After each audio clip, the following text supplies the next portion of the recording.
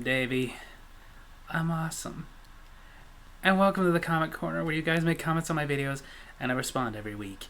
And in between responding to your comments, I can't remember the last time I forgot something. So before we get into the videos, as promised, I've been drudging up some old footage, some of it on request, including this. Somebody wants to know the origins of my brother's real name being Rachel. There's two parts to it. I'll show you this one, and then I'll show you one at the end. I'm Davey, and I'm awesome. Later today, I'm going to be doing another video with my brother. We're going to be reviewing Sleepaway Camp 2, Unhappy Campers. But before he gets here, I wanted to put in this video a funny story, an embarrassing story for him. See, when we were little kids, I found out something. And he actually made me sign a contract, never to tell anybody, but you know, we were little kids, it's over now. So I'm going to tell you right here on my show. See, when we were little kids, I was going through my parents' stuff, and I found a file with his birth certificate in it. And we've been over this! Oh gosh. You see that? That contract you signed for a donut.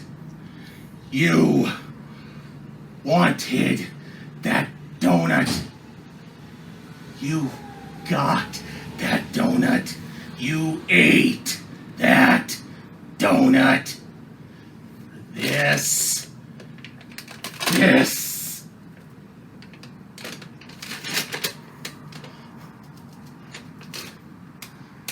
It was the last donut.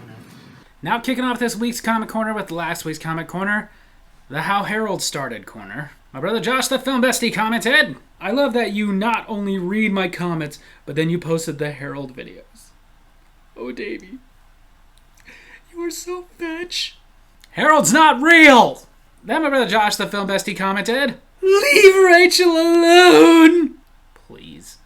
Then my brother Josh, the film bestie, commented, "I love this Comment Corner. Knowing that Robert LaLoggia contacted you gives me a special feeling.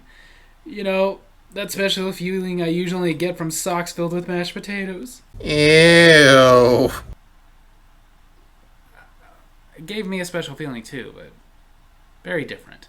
Then Jay McCool commented, "So that's how the Harold stuff started? With your brother having to throw something out because he wasn't getting enough attention?" It usually leads to the funniest moments is my brother being an attention whore. I love to tell dad jokes. Sometimes he laughs.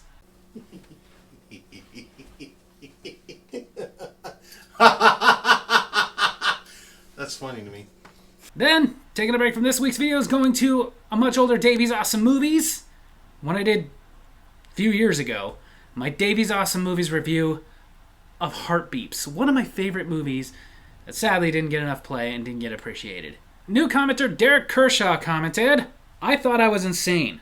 I remembered that cigar-smoking robot after I saw this at 5 years old in 1983. Only one, and was determined to find it for years. I'm 47 and only found this movie again recently." Well, good for you, because even though, again, it wasn't very well received, it was actually a very, very cute movie. I love it. It was ahead of its time, Derek. Ahead of its time. You know what you call a bird that just got ran over by a lawnmower? Shredded tweet. Then on my Davey's Awesome Stories, not friends, not heroes. My brother Josh, the film bestie, commented, "So many students go to college and develop mental health problems because they never heard the word no from their best friend parents." New commenter Dina Wilson responded, "Amen. It is very true. It's just one of those things that, you know, my generation, we were a very unparented generation, and a lot of people who grew up like that, they have way overcorrected it. We've learned that obviously we need to be there for them and we need to worry about their self-esteem, but we don't need to worry about it as much. It does come down to a point of your feelings aren't the most important thing in the world." Then Daniel DeLeon69 commented, "Yes, everything that Joshua Martinez said in his comment is true, and I agree with him. I'm sure he appreciates that. Because trust me, not that many people agree with him on anything." Then Jay McCool commented, "Teaching blind dogs to read? Really? Hey, canine illiteracy is a real problem in this country." Then Jay McCool commented, "I showed this video to my dad. Not only did he laugh, but he agreed. Like your son, my dad and I are movie buddies. But the line between father and friend is clear. In fact, after watching this, he reminded me of a time when I was little and I was mad and said, "We're not friends anymore, Dad." And he said, "We never were." Good video, Davey. Streamers. Sounds like you had a good dad there. Because again, there needs to be a clear line. As father and son, we can have fun together, sure. But I'm not your friend. You know why a pencil couldn't get a date? He wasn't sharp enough. Sorry, that joke was dull. There was no point to it. Then on my Davey's Awesome Wrestling, where I reviewed Forbidden Door 2024, Daniel De Leon 69 kicked it off with, "I'm really enjoying AEW, New Japan Pro Wrestling, Forbidden Door yearly, especially with this year's. Good. I enjoy it too. I hope they keep doing it." Then Daniel De Leon 69 commented, "I'm actually glad Strickland retained over Ospreay, because it doesn't make sense for him to lose the title to Ospreay and become like a transitional champion. So I'm glad that he retained at Forbidden Door." See, he's had a couple title defenses, so I wouldn't call that a transitional champion. But I do think let's hold off on Will Ospreay winning the title just yet. Then Paul Jetto commented, "Is it me or does it seem like AEW main events have more matches than WWE? It's not just you.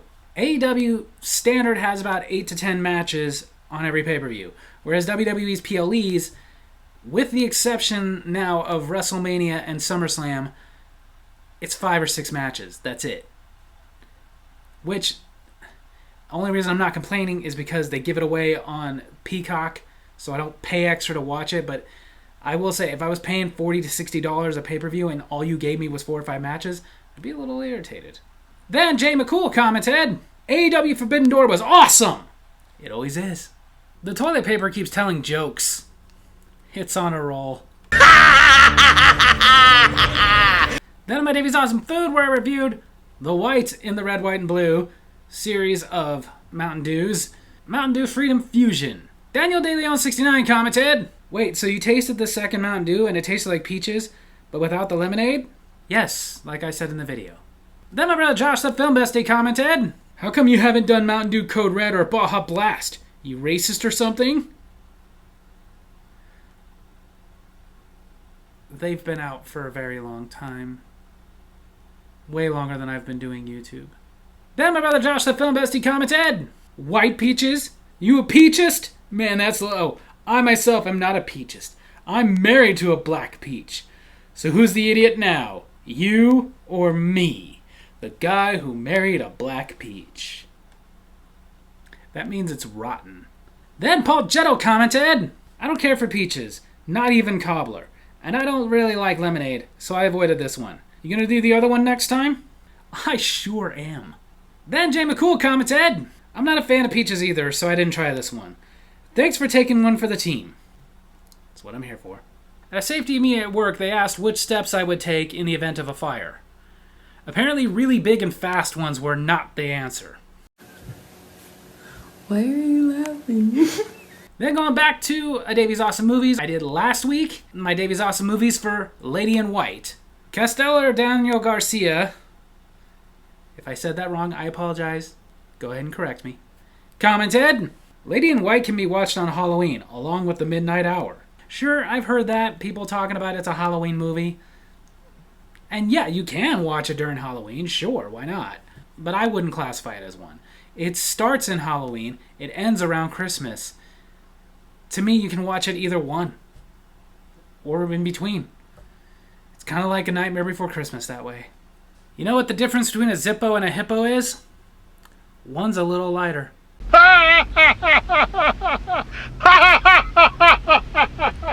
Then on the final video to be commented on this week, the Brothers Not Lovers episode review of the Fairy Tale Theater episode The Nightingale, which we both agreed is actually the worst one in the Fairy Tale Theater series. Paul Jetto commented, "Oh wow, there is no way this could be made today." I get what you're saying, because yeah, the lack of actual Asian people playing Chinese people, which honestly, in my opinion, it's one of those things that it's good and sad at the same time.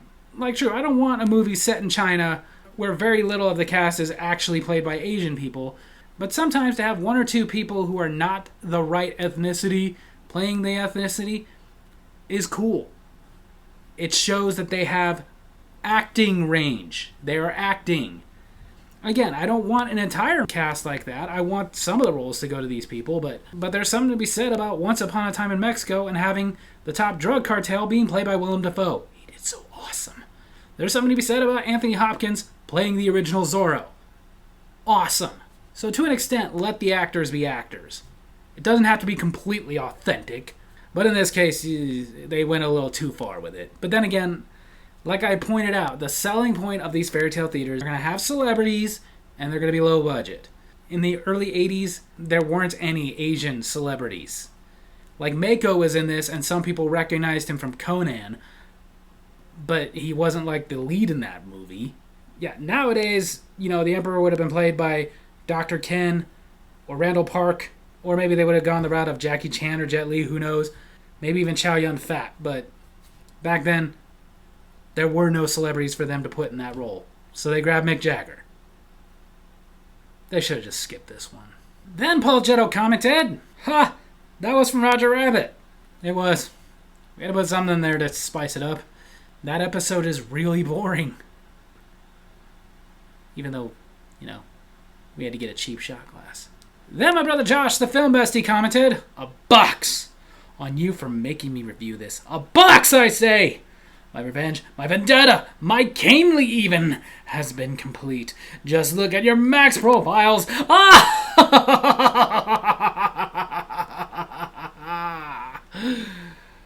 Oh, I am so delightfully evil." Did you mean a pox?